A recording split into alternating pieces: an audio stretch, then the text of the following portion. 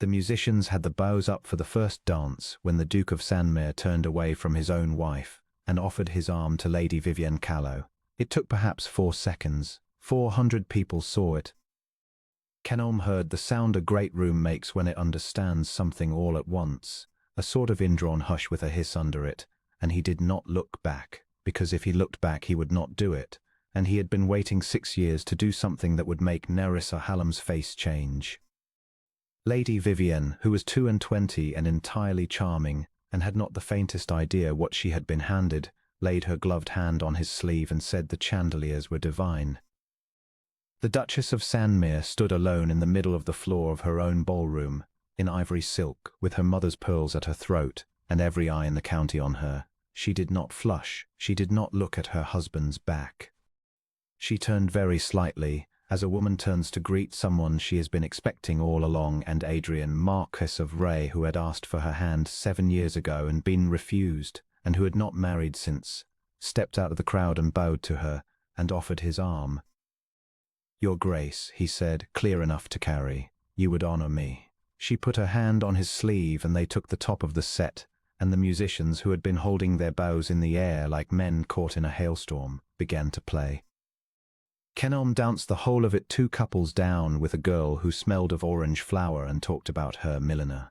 He had rehearsed this. That was the humiliating part. He had lain awake and constructed it. The way a man constructs an argument he will never be permitted to make, and in the construction his wife's composure had broken for 1 instant only, and he had seen underneath it. That was all he had ever wanted, to see underneath it. Instead she danced. She danced beautifully. She had, he noticed with a kind of despair, been beautiful all evening, and he had not looked at her until she was on another man's arm. 6 years ago, on the night before his wedding, Kenelm had come along the passage at Felcote in his stocking feet with a foolish question about the morning, and had stopped outside a half-open door because he heard his own name. "He is a good match," Nerissa Fell had said, in a voice with nothing in it at all. "That is what my father wants, and it is quite enough. My feelings were not consulted, and they need not be." He had married her the next morning, had never told her he had heard it, and had spent 6 years being exactly what she had described. A good match, a cold, correct, generous, absent good match. He had given her jewels she never asked for. He had never once given her the truth, because the truth was that he had loved her from the 3rd dance at Markford, and had gone on loving her uselessly, in a house with 51 rooms. "Does she mind?" said Lady Vivienne at supper. "I beg your pardon?" "Your wife." Lady Vivienne considered a lobster patty and rejected it. "You have been looking at her since the 2nd figure. You are using me, Your Grace, and I don't greatly mind. I shall dine out on it for a year, but you should know I've noticed. I am silly, not stupid. There is a difference, and nobody ever allows for it." Kenelm found he could not answer her. "She is much handsomer than I am," Lady Vivienne added, without rancor, brushing crumbs from her glove. "And she has just spent 10 minutes talking to that dreadful deaf old woman by the pillar, which I should not have done. Why did you marry her if you meant to do this?" He watched his wife across the supper room. She was thanking the first violin by name. She had thanked every one of the musicians by name, and the man who carried the ices, and old Mrs. Prewitt by the pillar, who could not hear a word and had been coming to Sandmere balls for 50 years, and had been spoken to by nobody else. Lord Ray stood at a little distance with 2 glasses of lemonade, waiting, and his face as he looked at her was the face Kenelm did not permit himself in mirrors. Nerissa Hallam left the ball at 1:30, as a hostess at the door, with a word for everyone. She did not once seek her husband's eye. He drank a great deal after the last carriage and slept in his dressing room and woke at 7 with a mouth like ash and a clear, cold conviction that he had done something he could not undo. Her door was standing open. The room was in perfect order. The bed had not been slept in. Her brushes were gone from the dressing table, and the 2 miniatures of her parents, and the shabby writing case she had brought from Felcote at 19 and never replaced. 4 trunks had gone down the back stairs at 5 in the morning, while he lay senseless 3 doors away. On the pillow was a single sheet folded once, with his name on it in her small even hand. "I have gone to my aunt at Heatherley. I have taken nothing that was not mine when I came." I have never asked you to love me. I knew what I was marrying and I have tried for 6 years to be worth the bargain, and I think, Kenelm, that I have not done it badly. I have not complained of the silence. I have not complained of the separate table or the separate carriage or being told of your movements by your valet, but I will not be used to wound. Last night you took my hand off your arm in front of 400 people to see whether I would break, and I will not have my dignity spent as small change in a quarrel you have never once had the courage to have with me aloud. You may tell them whatever you find easiest. It was signed with a single letter. Kenelm Hallam stood in the middle of his wife's empty bedroom in yesterday's shirt, holding the note, and understood, 6 years and 1 night too late, that she had not been unfeeling. She had been waiting. The house did not fall silent. That was the strange thing. It went on exactly as before, and it was unbearable. On the Thursday, a deputation of 4 tenants came up from Nether Sandmere to ask, very civilly, whether Her Grace was ill, because Her Grace came on Thursdays. "Comes where?" said Kenelm. They looked at one another. Then the eldest, a man named Prewitt, whose mother had sat by the pillar at the ball, said that Her Grace came to the school on Thursdays and to the almshouses after, and that she had been coming 5 years, and that his own boy could read because of it. Kenelm went into his wife's sitting room that evening and opened her desk, which he had never in his life done, and sat there until 2 in the morning. He found a ledger in her hand, every penny of her pin money for 6 years, and almost none of it spent on herself.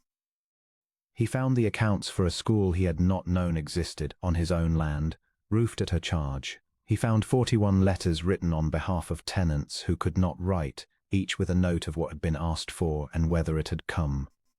He found a list of every family on the Sandmere estate, with the children's names, and the ailments and the dates of the deaths, in a hand that had grown steadier over 6 years.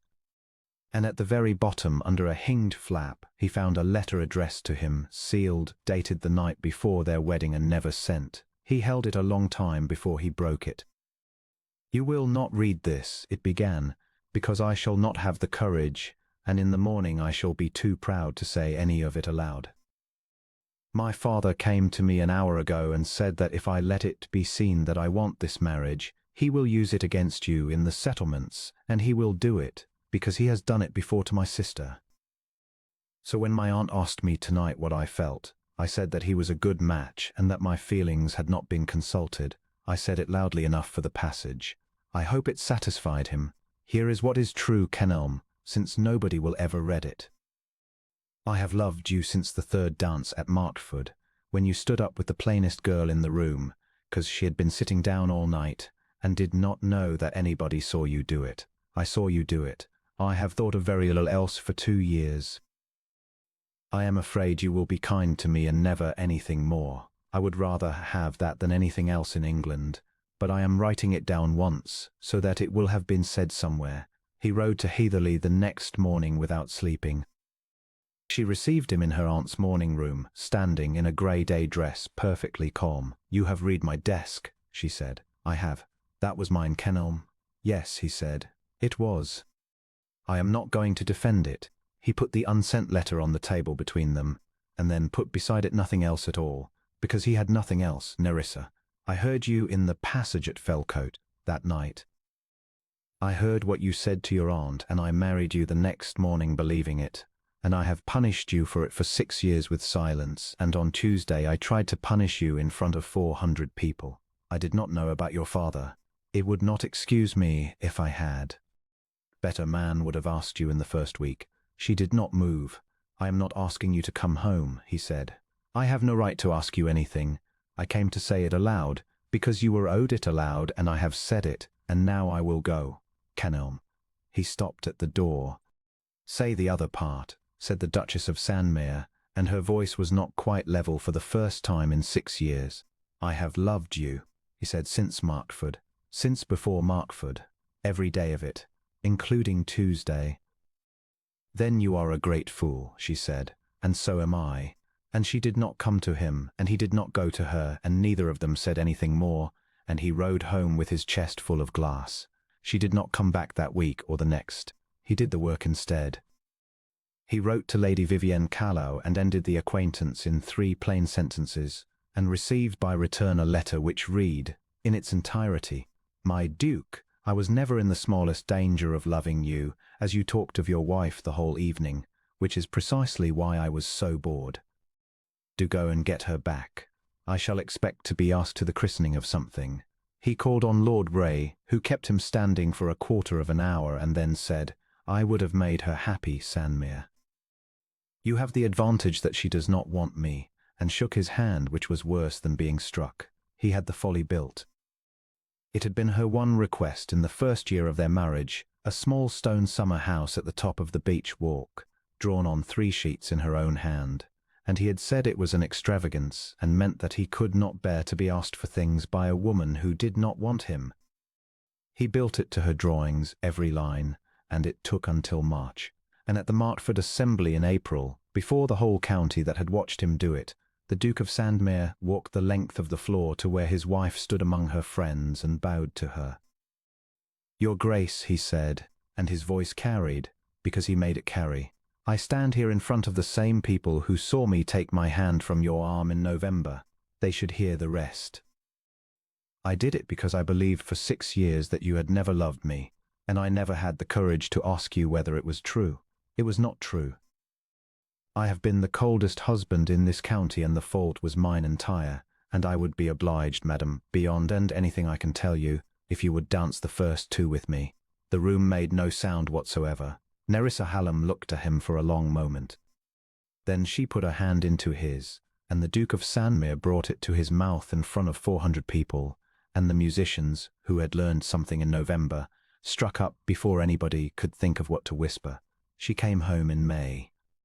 There is a small stone summer house at the top of the beach walk at Sandmere, with her initials cut over the door, and a bench inside it wide enough for 2 people who sit there a great deal in the evenings and are not always talking. The school in Nether Sandmere has her name on the gable now, at his insistence and over her objection, and the Duke goes down with her on Thursdays, and is not much use and goes anyway. And her wedding ring was taken off once in June and sent to a man in the county town, and came back with words cut inside it that no one else has ever read, though the whole county knows they are there, because at every ball since at Sandmere and elsewhere, the Duke of Sandmere opens the dancing with his own wife, and there is a moment before the music every time, when he turns her hand over and looks at it, and she says something to him under her breath, and he laughs, and 400 people pretend not to watch,